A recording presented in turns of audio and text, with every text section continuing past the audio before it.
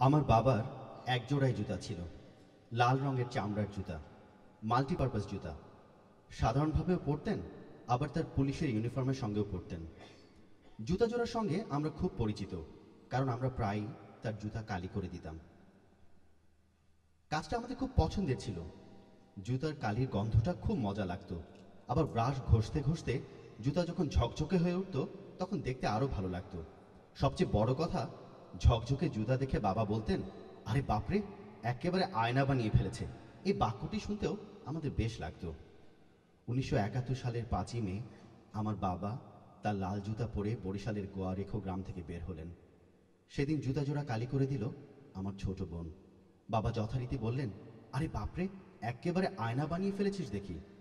সেই তার জুতা পরে শেষ বের হয়ে যাওয়া। সন্ধ্যার সময় খবর এলো, বলেশ্বর নদীর তীরে দাঁড় করিয়ে মিলিটারিরা তাকে গুলি করে মেরে ফেলেছে। মানুষকে যে এত সহজে মেরে ফেলা যায়, তা আমার মা তখনও জানতেন না। তিনি খবরটা বিশ্বাস করলেন না। তিনি আমাদের ডেকে বললেন, তোরা এই লোকগুলোর কথা বিশ্বাস করিস না। তোর বাবা সারা জীবনে কোনো পাপ করেনি, এরকম মৃত্যু তার হতেই পারে না। তোর বাবা অবশ্যই বেঁচে আছেন। যেখানেই থাকুন, তিনি যেন সুস্থ থাকেন, এই দোয়া কর। আমি জানি তোর বাবার সঙ্গে তোদের আবার দেখা হবে, অবশ্যই হবে। একজনের বিশ্বাস অন্যের মধ্যে সংক্রামিত হয়। আমরা সবাই মায়ের কথায় বিশ্বাস করলাম। এর মধ্যে মা এক রাতে স্বপ্নেও দেখলেন, মিলিটারিরা বাবাকে পশ্চিম পাকিস্তানে নিয়ে সেখানের এক জেলে আটকে রেখেছে। বাবা স্বপ্নে মাকে বললেন, দেশ স্বাধীন হলেই এরা আমাকে ছেড়ে দেবে, তখন তোমাদের সঙ্গে দেখা হবে। এই কদিন একটু কষ্ট করে থাকো। মা খাওয়া দাওয়া বন্ধ করে দিয়েছিলেন, কিছুই খেতে পারতেন না। এই স্বপ্নের পর আবার অল্প স্বল্প খেতে শুরু করলেন। আমরা অপেক্ষা করতে লাগলাম স্বাধীনতার দিনটির জন্যে।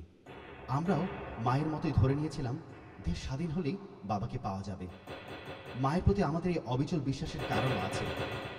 আমার মা কখনোই তার ছেলে মেয়েদের কোনো ভুল আশ্বাস দেননি। আমরা তখন গ্রামে পালিয়ে আছি। মে মাস প্রায় শেষ হতে চলেছে। ঘোর বর্ষা, দিনের পর দিন এক নাগাড়ে বৃষ্টি হচ্ছে। তখন অদ্ভুত একটা খবর পাওয়া গেল, এক লোক নাকি বলেশ্বর নদী দিয়ে ভেসে যাওয়া একটা লাশ তুলে কবর দিয়েছে। তার ধারণা এটা পিরোজপুরের আয়েশা আক্তারের স্বামী হুমায়ুন আহমেদের বাবা পুলিশ প্রধান ফয়জুর রহমান আহমেদের লাশ। সে লাশটা কবর দিয়েছে, তবে প্রমাণের জন্য লাশের পা থেকে জুতো জোড়া খুলে রেখেছে। এই জুতো জোড়া সে আমাদের হাতে দিতে চায়। আমার মা বললেন, অসম্ভব, এটা হতেই পারে না, নিশ্চয়ই অন্য কারো জুতো।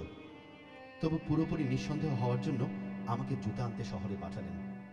আমাকে পাঠানোর কারণ হলো, আমার মায়ের ধারণা আমি খুব ভাগ্যবান ছেলে, আমি কখনো অমঙ্গলের খবর বয়ে নিয়ে আসবো না। মিলিটারিতে তখন পিরোজপুর গিজগিজ করছে।